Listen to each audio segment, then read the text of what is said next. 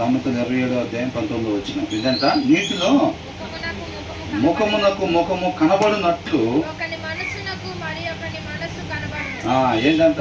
ఇప్పుడు మనం అంతకు ముందులో ఈ మిర్రర్స్ అనేవి లేవు. అప్పుడు ఏం చేసేవాళ్ళు అంటే వాటర్లోనే వాళ్ళ ముఖాన్ని చూసుకునేవాళ్ళు అనమాట ఆ దినాల్లో. కాబట్టి ఈ ప్రతి ఒక్కరు మనం గమనించినట్టయితే ఆ దినాల్లో వాళ్ళ జీవిత విధానం ఏదైతే ఉందో దాంట్లో నుంచి దేవుడు సత్యాన్ని వాళ్ళకి తెలియజేయడానికి రాసినాయి అన్నమాట ఈ మొత్తం కూడా. అర్థమవుతుందండి. వాళ్ళు వ్యవసాయం చేస్తే, గొర్రెలు కాస్తే, లేకపోతే అప్పుడు ఏదైతే వాడుకగా ఉందో దాంట్లో నుంచి వాళ్ళకి తేలికగా సత్యం అర్థమయ్యేటట్టుగా చెప్పారు. ఈ దినాల్లో కూడా అనేక మంది సేవకులు ఏం చేస్తూ ఉంటారు, మనకి ఇప్పుడు వాడుకగా ఏదైతే ఉంటాయో మన జీవిత విధానం, మనం వాడే కావచ్చు, మనం మాట్లాడే కావచ్చు, వీటిని ఎగ్జాంపుల్స్గా తీసుకొని సత్యాన్ని తొందరగా అర్థం అవటం కోసం, తేలిగ్గా అర్థం అవటం కోసం చెప్తూ ఉంటున్నారు. కాబట్టి ఇక్కడ ఏంటంటే నీళ్ళల్లో మన ముఖం చూసుకున్నప్పుడు అదొక మిర్రర్ లాగా మనకి చూపిస్తూ ఉండేది. అలా చూపించినప్పుడు మనం ఏం చేస్తాం, సరి చేసుకుంటాం. ఎక్కడెక్కడైతే సరి చేసుకోవాలో అక్కడెక్కడ మనం ఏం చేస్తాం, సరి చేసుకుంటూ ఉంటాం అన్నమాట. అందుకని అద్దం దగ్గరికి వెళ్ళేది. అవునా? కాబట్టి ఇక్కడ ఏమంటున్నారు, అలాగే అట్లు so the heart of man reflects the man అని అంటున్నాడు.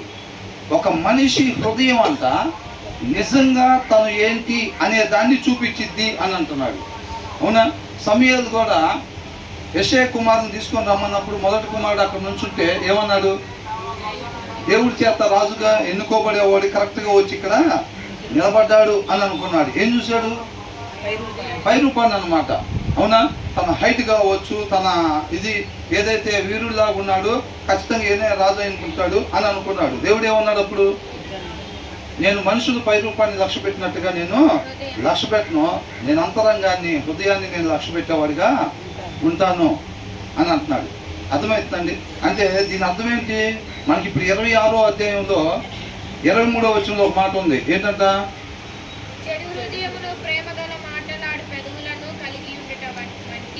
మంటి పెంకు మీద వెండిపోతతో సమానము. అది మనుషుల దగ్గర చేయొచ్చులే కానీ దేవుడి దగ్గర చేయలేము.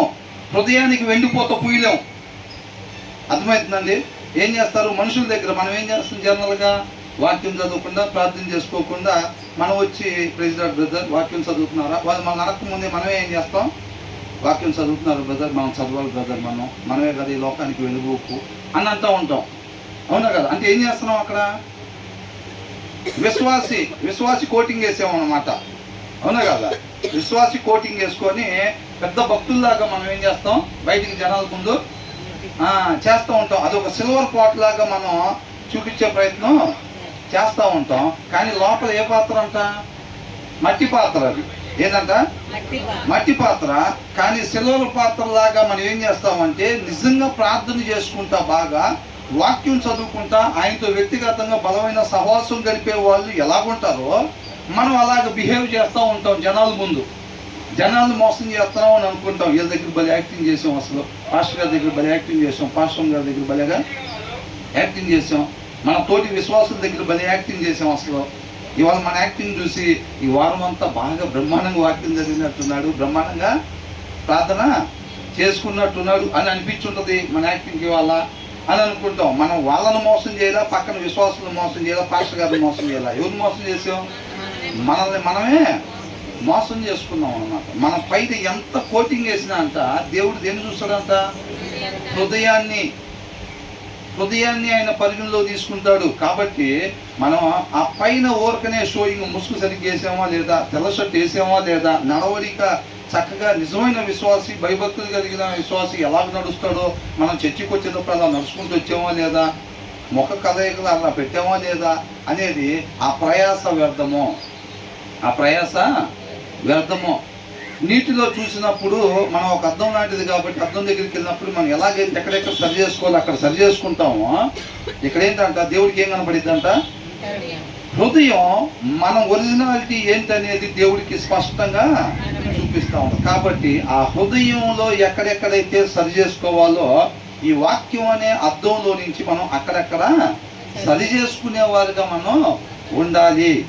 అలా చేసుకోవాలంటే దేవుని యొక్క జ్ఞానము, ఆయన యొక్క వివేకం మనకి ఉండాలన్నమాట. దానికోసం రోజు కూడా వాక్యాన్ని చదవాలి. అవునా? అలా చదివేటప్పుడు దేవుడు మనలోని మాంసపు హృదయాన్ని చక్కగా అలాగే ఉండేటట్టుగా చేస్తాడు, రాతి హృదయంగా మారకుండా. అర్థమవుతుందండి? కాబట్టి మనం బయటికి షోయింగ్ ఇంకా ఎట్లా యాక్టింగ్ చేస్తే బాగుంటుంది అట్లా ఇట్లా కాకుండా మన హృదయంలో ఎక్కడెక్కడ సరి చేసుకోవాలో మన వాక్యం అనే అర్థంలో చూసుకొని మన అంతరంగాన్ని సరి చేసుకునే వారంగా మనం ఉండాలి. దేవుడు దాన్ని పరిగణలోకి తీసుకుంటాడు. దాన్ని మనం సిల్వర్ కోటింగ్లు, గోల్డ్ కోటింగ్లు మనం వేయలేము. మనం ఏంటి అన్నది యాజ్ ఇట్ ఈజ్గా రిఫ్లెక్ట్ చేస్తుంది అంట. అర్థం ముందు నిలబడినప్పుడు మనకు లేని కూడా చూపించిద్దా, అది ఉన్నది ఉన్నట్టుగా చూపించిద్దా? కాబట్టి మన హృదయం కూడా ఏంటంటే ఉన్నది ఉన్నట్టుగా దాని లోపల ఎంత అడుగు బాగాన మనకి స్వాభావికంగా వచ్చిన మూఢత్వ సంబంధించిన లక్షణాలు ఎంత అడుగు బాగాన దాచిపెట్టినా దేవుడికి కనపడతాయా లేదా? కనపడదు. బయట ఎంత ప్రేమగా మాట్లాడినా చెడు హృదయం ప్రేమ కలిగిన మాటలంట. అర్థమైంది? జనాలకి తెలియదు, కానీ దేవుడికి తెలిసిద్దా లేదా? దేవుడికి ఏం తెలిసింది? ప్రేమ గల మాటలు కనపడతాయా, చెడు హృదయం కనపడిద్దా? చెడు హృదయమే కనపడిద్ది. కాబట్టి మనం అద్దం దగ్గరికి వెళ్ళి ఎలాగైతే చూసి సరి చేసుకుంటామో వాక్యం అనే అద్దంలో చూసుకుని మన హృదయాన్ని సరి చేసుకోవడానికి ఇష్టపడే వారంగా ఉండి మనం సరి చేసుకోవాలని దేవుడు కోరుకుంటూ ఉన్నాడు అన్నమాట. తర్వాత వచ్చిన ఏంటి?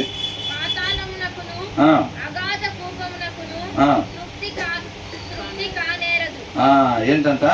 పాతాళమునకును అగాధ కోపమునకును తృప్తి కానేరదు, అలాగున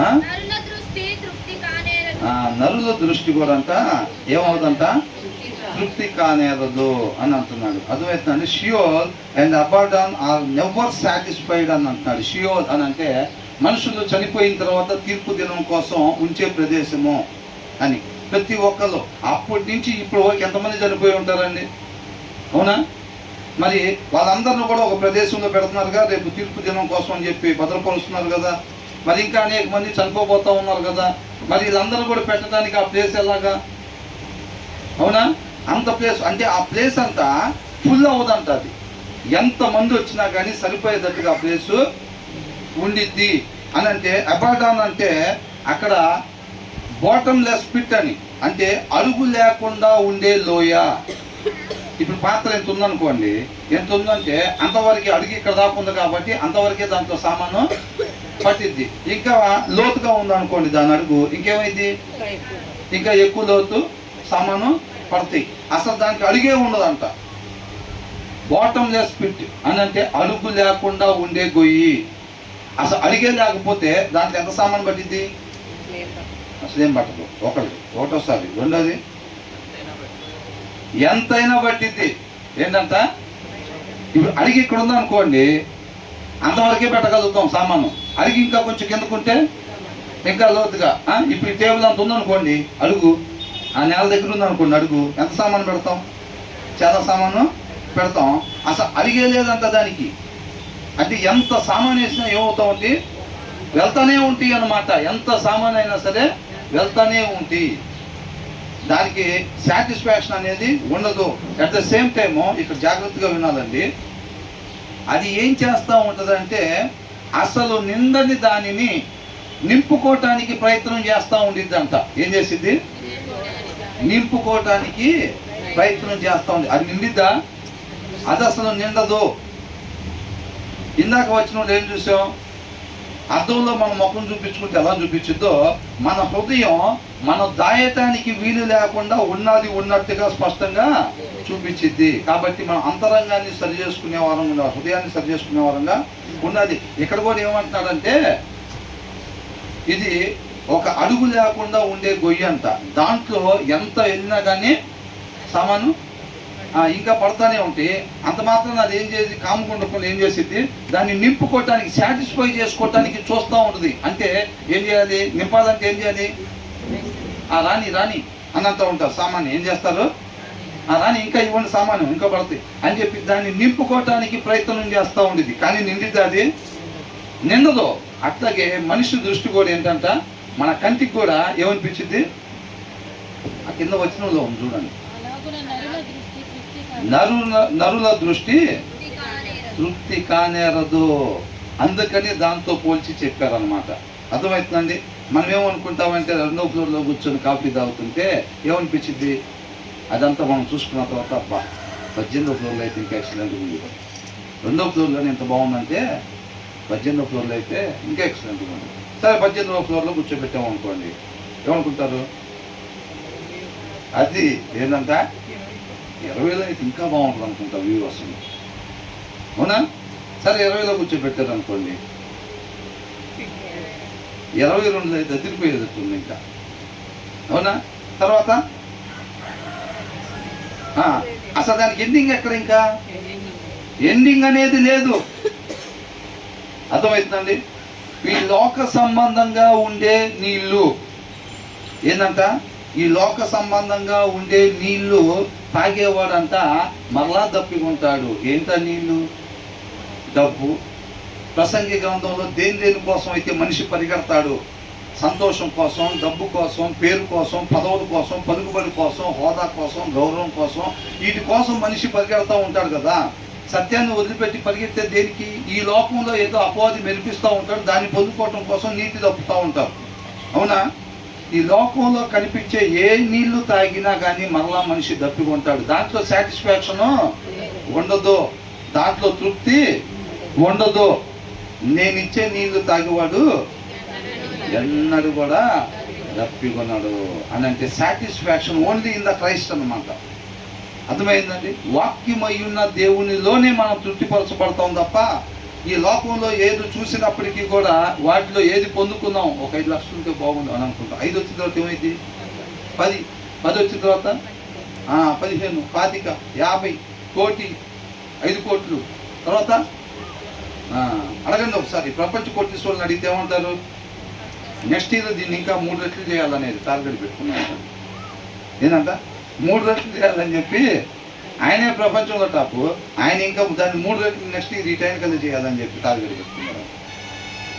అర్థమవుతుందా? కాబట్టి ఈ లోకంలో అది డబ్బే కావచ్చు, పదవులే కావచ్చు, ఏదైనా. ఇప్పుడు ఒక వార్డు మెంబర్ అనుకోండి, ఏమనుకుంటాడు, నెక్స్ట్ ఎట్లాగైనా సరే ఎంపీటీసీకి వెళ్ళాలి, తర్వాత ఎమ్మెల్యే అవ్వాలి, కుదిరితే తర్వాత ఎంపీఓ మినిస్టర్ అవ్వాలి, ఇంకా అవకాశం ఉంటే ముఖ్యమంత్రి అవ్వాలి, ఇంకా అవకాశం ఉంటే ప్రధానమంత్రి అవ్వాలి, ఇంకా అవకాశం ఉంటే మరలా నేనే ప్రధానమంత్రి కావాలి, ఇంకా అవకాశం ఉంటే మరలా నేనే ప్రధానమంత్రి అవ్వాలి, ఇంకా అవకాశం ఉంటే తృప్తి ఎక్కడ?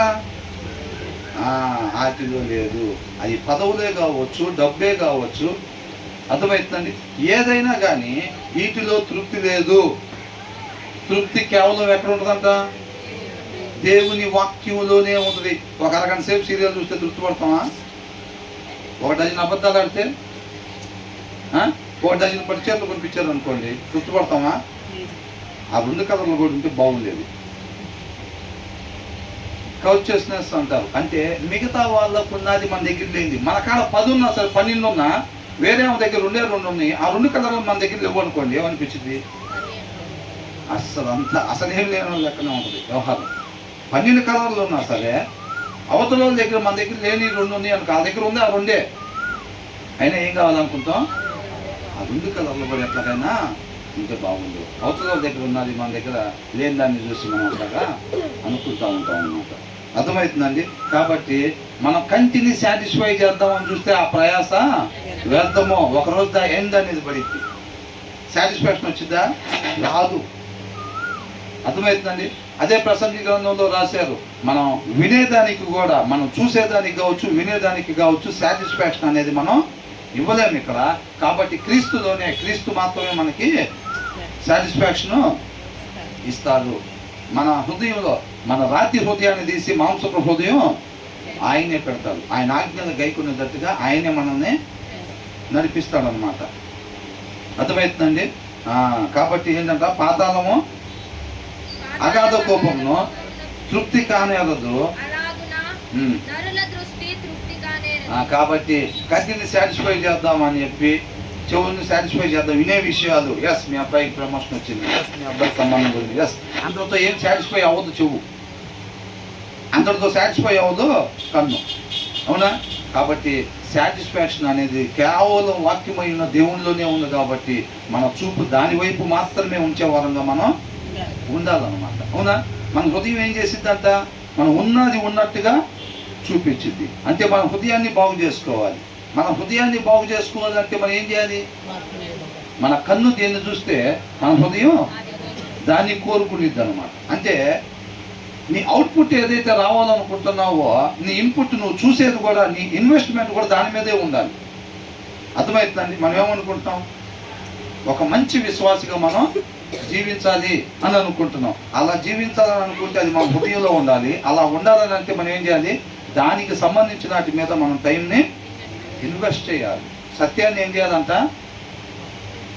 కొనుక్కోవాలి. అర్థమవుతుంది? దేవుడి కృపను బట్టి మనకిచ్చే ఆయుష్ అంతా పెట్టుబడిగా పెట్టి సత్యాన్ని కొనుక్కోవాలి. ఆయన జ్ఞానాన్ని కొనుక్కోవాలి. బ్రదర్, మీరు చదవండి 2 గంటలు, మాకు ఒక 20 నిమిషాలు చెప్పేసి తినేది పోతాం. మేము ఏంటంట? Time invest. మాకు టైం లేదు బ్రదర్, మీరు చదవండి 2 గంటలు, మేము ఒక 20 నిమిషాలు చెప్పేసి వెళ్ళిపోతాం. కాదు లేదు మమ్మల్ని కూడా చదవమంటే వేరే చోటుకి వెళ్తాం. ఏం చేస్తాం? మీరు కూడా, మనం కూడా కొనుక్కోవాలి, సత్యాన్ని కొనుక్కోవాలి, ఆయన జ్ఞానాన్ని కొనుక్కోవాలి. జ్ఞానం ఎక్కడి నుంచి వచ్చిందంట? ఆయన నోట నుంచి వచ్చే వాక్యంలో నుంచి వచ్చింది అనమాట. ఆ వాక్యాన్ని మనం చదవకపోతే దేవుడి జ్ఞానం ఉండదు. ఆ జ్ఞానం, వివేకం, ఆలోచన, బలము, ఆయన ఎందుకు భయభక్తులు కలిగి ఉండేది లేకపోతే మరలా మనం మరణానికే గురయ్యే వాళ్ళంగా ఉంటాము. కాబట్టి క్రీస్తులోనే మన సాటిస్ఫాక్షన్ ఉంది తప్ప మనకు వేరే దగ్గర ఎక్కడ కూడా లేదు. తర్వాత ఏమంటున్నారు?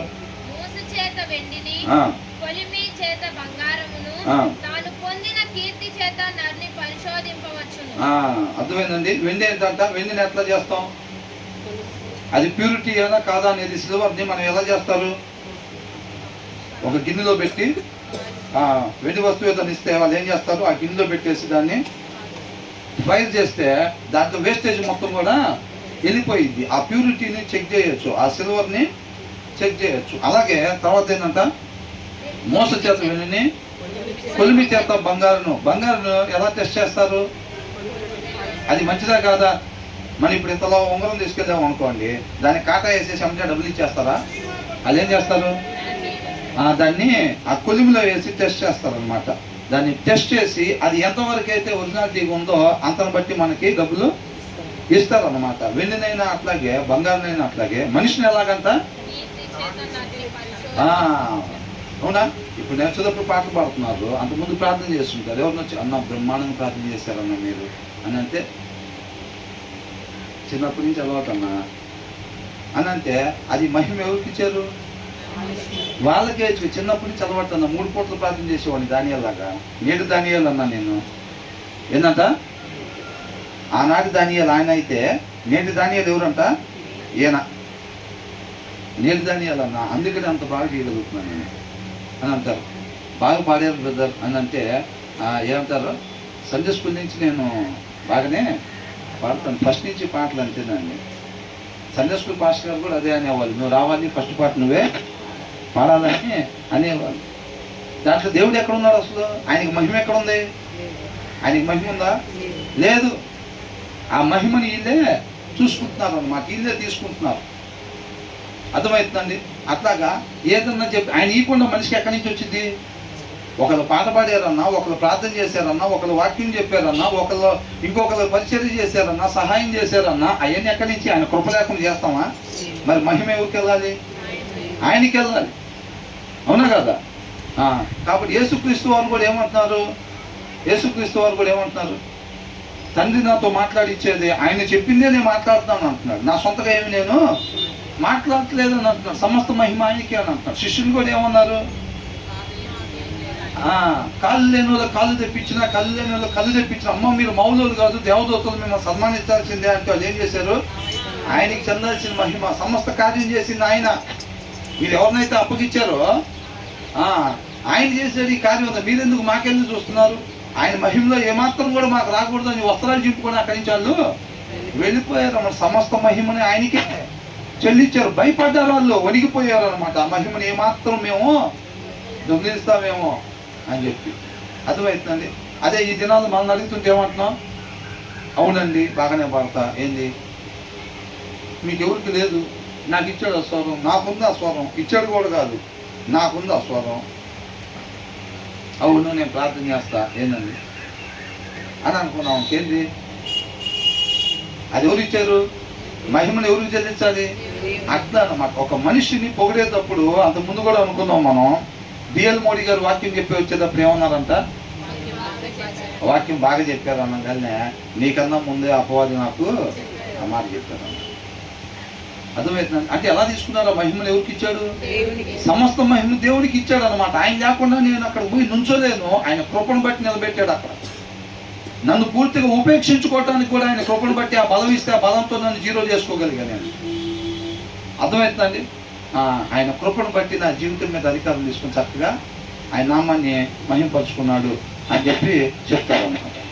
దానిని బట్టి అంటే హ్యూమిలిటీ, మనం తగ్గించుకుంటున్నామా, పూర్తిగా జీరో చేసుకుంటున్నామా లేదా అనేది అక్కడ అన్నమాట. ఒక మనిషిని ఎలాగంతా పరీక్షించేది. కాబట్టి మనల్ని పూర్తిగా జీరో చేసుకోవాలి. అవునా? కొత్తగా జన్మించినప్పుడు మనం తీసుకున్న తీర్మానం ఏంటి? ఇక మీదట నా కొరకు కాకుండా మనందరి కొరకు చనిపోయి తిరిగి లేచిన ఆయన కొరకు మాత్రమే అని అంటే ఇక ఈయన కూడా ఉంటాడు అక్కడ. ఇక ఈయన ఉన్నాడు, ఏం జీరో. ఎవరుంటారు అక్కడ? సమస్తం దాని ఎందుకు జీవిస్తుంది ఇంకా క్రీస్తే అని అంటున్నారు. మనకెందుకు చెప్పారు? మనం కూడా అలాగా ఉండాలి అని. అర్థమవుతుందండి? కాబట్టి ఎక్కడ జనాల ముందు కాదు, లోపల మాత్రం పొంగిపోతా ఉబ్బిపోయి పాలు ఎలాగైతే వేడి పెడితే పైకి వస్తాయో, భలే పాడారన్నా, భలే ప్రార్థన చేశారన్నా అని అనగానే ఏంటి లోపల మాత్రం పాలు పొంగినట్టు కింద పొంగిపోయి బయటికి మాత్రం అంతా ఆయనకే మహిమండి, నాదేనండి. రెండు రకాలు ఉంటారు. ఉంటారా ఉండరా? లోపల పొంగిపోతారు, బయటికి ఏమంటారు? ఇంటికి వెళ్ళిన తర్వాత భోజనం చేయండి. ఇంకేం భోజనం ఆల్రెడీ అక్కడ చేసి వచ్చా. ఎక్కడ వాళ్ళ మాట అన్నప్పుడే భోజనం అయిపోయింది, అక్కడే కడుపు నిండిపోయింది. బయటికి మాత్రం మనదే ఉందండి అని అంటారు. దేవుడు దేని పరిగణలో తీసుకుంటాడు? హృదయాన్నే. నువ్వు లోపల హృదయంలో పొంగిపోయావు చూసావా, ఆ పొంగిపోయిన దాన్ని దేవుడు పరిగణలో తీసుకుంటాడు. ఇక్కడ కోటింగ్ లేలేవు మనం దేవుడి దగ్గర. ఆ ప్రయాస వ్యర్థం. అర్థమవుతుందండి? ఆ జ్ఞానం మనకు రావాలన్నమాట. ఒరే ఆ ప్రయాస వ్యర్థమో. కాబట్టి మన హృదయంలో సరి చేసుకోవాల్సిన దాన్ని వాక్యం అనే అర్థంలో చూసుకొని మనం సరి చేసుకుంటే మనం మేలుని పొందుకునే వారంగా ఉంటాము అనేది మనం జాగ్రత్తగా చూసుకోవాలన్నమాట. కాబట్టి మనం దాన్ని బట్టి కూడా మనకు అర్థమైపోతూ ఉంటుంది. ఎవరన్నా అలాగ అన్నప్పుడు మన అంతరంగంలో ఎలాగుందో మనకు తెలిసిద్దా లేదా? తెలిసిద్దా లేదా? మనకు తెలిసిద్ది ఖచ్చితంగా. దాంట్లో మనం బూస్ట్ అవుతున్నామా లేకపోతే సమస్త మహిమ ఆయనకే చెల్లించే వారంగా ఉంటున్నామా? అంతరంగంలో కేవలం ఆయన కృపే. ఆయన కృప లేకుండా నేను లేను. ఏదన్నా జరిగింది నా ద్వారా అని అంటే సమస్తం ఆయన చేసింది, సమస్త మహిమ ఆయనకే, ఇక వేరేదేమీ లేదు. అంతరంగంలో అలాగా ఉండాలి అని అంటున్నాడు. అర్థమవుతుందండి? ఒక మనిషి అలాగ పరీక్షించవచ్చు అని చెప్పారు. మనకెందుకు చెప్తున్నారు అంటే మనం బాగుపడతారు, బాగా ప్రార్థన చేస్తారు, బాగా వాక్యం చెప్తారు అనగానే ఇట్లా గర్వం పెంచుకోవటానికి చెప్పారా? గర్వం ఉండాలా లేకపోతే తగ్గింపు స్వభావం ఉండాలా? ఎంతగా తగ్గించుకోవాలి? ఎంత పర్సెంటేజ్ తగ్గించుకోవాలి చెప్పండి? జీరో. మొత్తం 100% మనం తగ్గించుకొని మొత్తం మనల్ని జీరో చేసుకునే వారంగా ఉండాలి. ఎక్కడ కూడా మనం కనపడే వారంగా మనం ప్రయత్నం చేసే వారంగా ఉండకూడదు. దావీదు మహారాజు కూడా ఒక మాట అన్నాడు నాట్యం చేసినప్పుడు. ఏమన్నాడు? ఇజ్రాయిల్ రాజు అబ్బో ఎంత ఘనంగా కనపడ్డాడో ఇవాళ, వస్త్రాలు కూడా సరిగ్గా లేకుండా అని అంటే ఏమని చెప్పాడు? ఆయన నామ మహిమ కొరకు నేను ఇంతకన్నా హీనంగా కనపడటానికి కూడా నేను సిద్ధమే. అంతకన్నా గొప్ప భాగ్యమే ఉంది నాకు అవకాశం వస్తే అని అంటున్నాడు. మనకి దావీదు హృదయానికి ఎంత డిస్టెన్స్ కనపడుతుంది? మనమే ఆ ప్లేస్లో ఉంటే ఎలా ఉంటామండి అసలు? మన హృదయం, మన తగ్గింపు స్వభావం అలా ఉండిద్దా? పక్కన వాళ్ళ కారు లేకుండా మన కారు ఉందంటేనే కళ్ళు పైనే ఉంటాయి. ఇక కళ్ళు పైనే ఉంటాయి, ముందు దారి కనపడదు, అంతా పైనకే ఉంటాయి. అది కూడా మన చిన్న కారు ఉందనుకోండి, పక్కన వాళ్ళ కారు లేకుండా ఎక్కడ ఉంటాయి? ఆయన ఏంది? దావీదు అంటేనే 12 గోత్రాల మీద రాజు. మామూలు విషయం కాదు అసలు. ఆయనకి ఎదురు లేదు. అవునా? అలాంటి స్థానంలో ఉండి ఆయన హృదయంలో తగ్గింపు స్వభావం చూడండి ఎలాగుందో. క్రీస్తుని మాదిరిగా, అవునా? సర్వోన్నతుడైన దేవుడు ఏం చేశాడు? శిష్యులు పాదాలు చంపదాకా తగ్గించుకున్నాడు. మనకెందుకు చెప్పాడు? మీరు కూడా అలాగా తగ్గింపు స్వభావం కలిగి ఉండండి అని అంటున్నారు. రాశారా? ఇది రాసుకున్నారా? ఎక్కడ రాశారు? హృదయం అనే అర్థం మీద రాసుకోవాలన్నమాట. అదే మనల్ని బ్రతికించేది. ఆ సారాంశమే మనల్ని మరణంలో నుంచి విడుదలని దయచేసేది అని అంటున్నాడు, అవునా? 19వ వచనంలో ఏం చూసాం? నీటిలో ముఖం, అద్దంలో ముఖం ఎట్లాగైతే మనకి ఎక్కడెక్కడ సరి చేసుకోవాలో చూపించిందో, వాక్యం అనే అద్దంలో చూసుకొని మన హృదయాన్ని సరి చేసుకునే వారంగా ఉండాలి, అవునా? హృదయాన్ని సరి చేసుకోవడానికి ప్రయత్నం చేయాలి. మన ధ్యాస ఎక్కడ పెట్టాలంట? 100% మన ధ్యాస పక్క జనాన్ని ఎంత మోసం చేయాలి, ఈ విశ్వాసం అనే ముసుగు ఎట్లా వేసుకోవాలి అనేది కాకుండా, నిజంగా హృదయాన్ని వాక్యం అనే అర్థంలో చూసుకొని ఎక్కడెక్కడ సరి చేసుకోవాలి అక్కడెక్కడ మనం సరి చేసుకోవాలి అని దేవుడు చెప్తా ఉన్నాడు. 20వ వచనంలో ఏంటంట? పాతాళమునకు అగాధమునకి అవి ఎలాగైతే తృప్తిపరచబడవో మనుషుని దృష్టి కూడా, అంటే కన్ను కూడా ఏమవుతుందంట? ఈ లోకంలో ఉండే దేన్ని చూసినా కానీ తృప్తిపరచబడదు. కానీ ఎట్లుండాలంట? మన చూపు దేవుని వాక్యం అయి ఉన్న దేవుని వైపే మనం చూపు ఉన్నట్లయితే కనుక ఆయన మాత్రమే మనం తృప్తిపరిచేవాడిగా ఉంటాడు. ఆయన ఇచ్చే నీళ్లు తాగితేనే మనం ఎప్పుడు కూడా ఇంకా తప్పికోవడం తప్ప, ఈ లోకంలో 10 కోట్లు సంపాదించిన, 50 కోట్లు సంపాదించిన, 500 కోట్లు కావాలంటాం, 500 కోట్లు వస్తే 5,000 కోట్లు కావాలంటాం, 5,000 కోట్లు వస్తే ఇంకా కావాలంటాం, ఎమ్మెల్యే ఇస్తేనేమో సీఎం కావాలంటాం, సీఎం ఇస్తే పిఎం కావాలంటాం, పిఎం ఇస్తే మళ్ళీ ఇంకోసారి పిఎం కావాలంటాం, ఇంకోసారి ఇచ్చినా మళ్ళీ ఇంకోసారి పిఎం కావాలని అంటాం. 90 ఏళ్ళు దాకా అట్టగే ఉంటాడు దేవుడు. ఇంకేమంటాం? ప్రభా ఇంకో 40 ఏళ్ళు ఇవ్వ, దేనికి అని అడుగుతాడు. కీర్తనకారుని అడిగితే 119వ కీర్తన ఏమన్నాడు? నీ ఆజ్ఞలు నీ కట్టడలో గైకొనుటకు నన్ను బ్రతికించు ప్రభు అన్నాడు. వీళ్ళు ఇంకో 40 ఏళ్ళు ఇవ్వ ప్రభు అని అంటారు. దేనికంటే? ఇంకొక 40 ఏళ్ళు పిఎంగా ఉండటానికండి. సరే ఇచ్చాడు అనుకోండి 40, ఏమైంది? మరలా మోకాలు వేస్తాం. దేనికి? ప్రభా ఇంకొక 40 ప్రభా, ప్రేమించి చేసుకున్నావు కదా నన్ను ఇస్తే మళ్ళీ దాంట్లో తృప్తి ఉండదు అన్నమాట. కాబట్టి కన్ను ఈ లోకంలో ఉండే నేల వైపు కాకుండా ఆ వాక్యమై ఉన్న దేవుని వైపు మన కన్ను దృష్టి ఉండేటట్టుగా మనం చూసుకుంటే, అంటే గురి కలిగి, ఆయనే మన గురి కలిగి మన జీవితంలో సెంటర్ ఆయన్నే పెట్టుకొని మనం ముందుకు సాగే వారంగా ఉన్నట్లయితే తృప్తిపరచబడే వారంగా ఉంటాము. తర్వాత హృదయాన్ని సరి చేసుకోవాలనేది 19. దీంట్లో ఆయన వైపే మన దృష్టి ఉండాలి అనేది మనకి 20వ వచనం. 21 ఏంటంట? మనం పూర్తిగా మనం ఉపేక్షించుకొని ఆయన మాత్రమే మహింపరిచే వారంగా ఉండాలి. ఒకరు పొగిడినప్పుడు కావచ్చు, ఏదైనా మన హృదయంలో ఎలా ఉండాలంట? మనం పూర్తిగా తగ్గించుకుని ఉండే వారంగా మనం ఉండాలి. తగ్గింపు స్వభావం ఎవరికైతే ఉంటుందో దేవుడు ఏం చేస్తాడు? అని హెచ్చిస్తాడు అన్నమాట. దావీదు దాకా ఎక్కడైనా తగిన స్థలంలో ప్రభు నా జీవితం ముగిసిపోయేసరికి నీ నామాన్ని గొప్పగా మహింపరిచేటట్టుగా నన్ను నడిపించు ప్రభు అని అంటే, అంతగా తగ్గించుకోవటానికి మనం సిద్ధపడాలి. తగ్గించుకోవాలని అంటే మాటలు చెప్పినంత తేలిక కాదు, ఎన్నంత తేలిక కాదు. దానికి బలం కావాలి. నేను అనే దాన్ని 0 చేసుకోవాలని అంటే చాలా బలం కావాలి. ఆ బలం ఎక్కడి నుంచి వచ్చింది? తండ్రి పాదాల చెంత పొద్దున్నే పెన్నల కన్నా లేచి యేసుక్రీస్తు వారు అరణ్యంకి వెళ్ళి ఎలాగైతే ప్రార్థన చేసుకొని తండ్రి దగ్గర నుంచి ఆ బలాన్ని పొందుకొని, నేను అనేది ఎక్కడ కనపడకుండా దినం మొత్తం కూడా తండ్రి నా మహిమ కొరకే ఎలాగైతే ఉపయోగించి ఆయనకి మహింపరిచాడో, మనం కూడా అలాగా ప్రతిరోజు ఉదయం దగ్గర ఏం చేయాలంట? ప్రభు నీ కృపను బట్టి ఈ దినం నాకు ఇచ్చావు కాబట్టి నన్ను పూర్తిగా ఉపేక్షించుకొని ఈ దినం నా ద్వారా ఏదైతే చేయాలని ఆలోచన చేస్తున్నావో ఆ రీతిగా మాత్రమే చేసి నిన్ను మహింపరిచే కృపని ఇటు చూడాలి.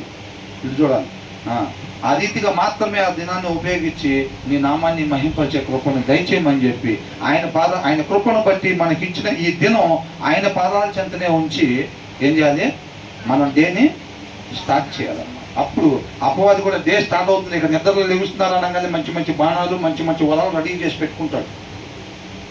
ఆ డే స్టార్ట్ అవుతుందా? ఇక లెగుస్తున్నారు వీళ్ళు, లేకపోతే ఒక్కొక్కడి ముందు వల, ఇక్కడ వల పెట్టాలి, ఇక్కడ పెడితే ఓకే, పడపోతే ఆ మూల మీద వల పెట్టాలి, అక్కడ పడపోతే ఓకే, లేకపోతే ఆఫీస్లో వల్ల పెట్టాలి, అక్కడ పడపోతే రిటర్న్లో వచ్చేటప్పుడు అక్కడ ఒక వల్ల సెట్ చేయాలి. డే మొత్తం అదే పని. మరలా నిద్రపోయిందాక ప్రతి వలలు కూడా ఓటమి పాలయ్యేటట్టుగా అపవాది ప్రతి వల దగ్గర కూడా ఓటమి పాలు కావాలంటే యుద్ధం ఎవరు చేయాలి?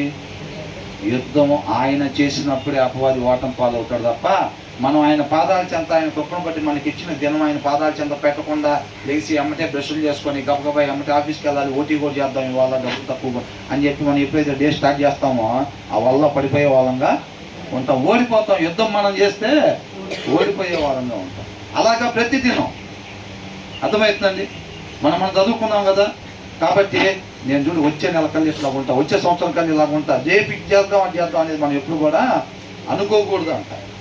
అర్థమవుతుంది? మన చేతులు ఏమీ లేదు. ఆయన కృపను బట్టి రేపనే దినం మళ్ళీ మనకి ఇచ్చాడు అనుకో, సజీవులుగా లేపాడు అనుకో, మనం చేసిన ఫస్ట్ పని ఏంటి?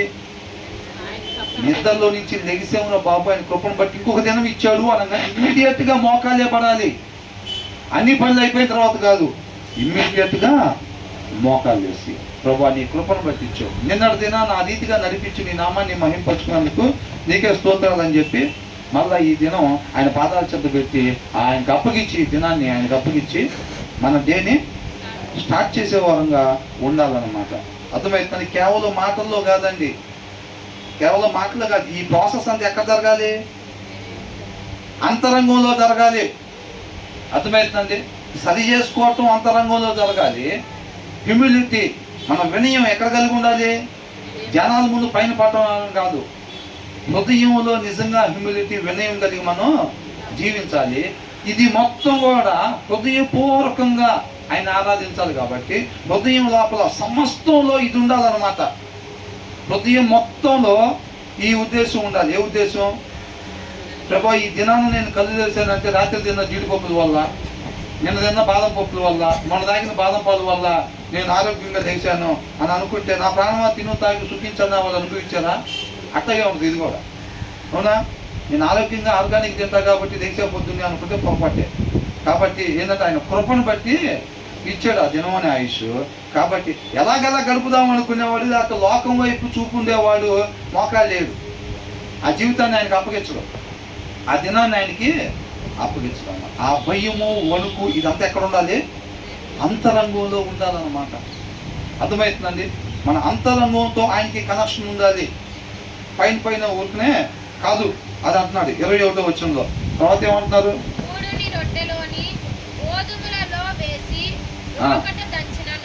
మూడుని అంట రోడ్డులోని గోధుమలలో వేసి రోకటి దంచులను. అబ్బా చూసారండి, మన వారానికి ఒక అధ్యాయం, ఆ అధ్యాయం మొత్తం శుభ్రంగా చేపన కడిగినట్టే కడగాలి. అంతేనా? వారానికి ఒక అధ్యాయం చదివావా? చదివా బైబుల్ చదువుతున్నావా? చదువుతున్నాం.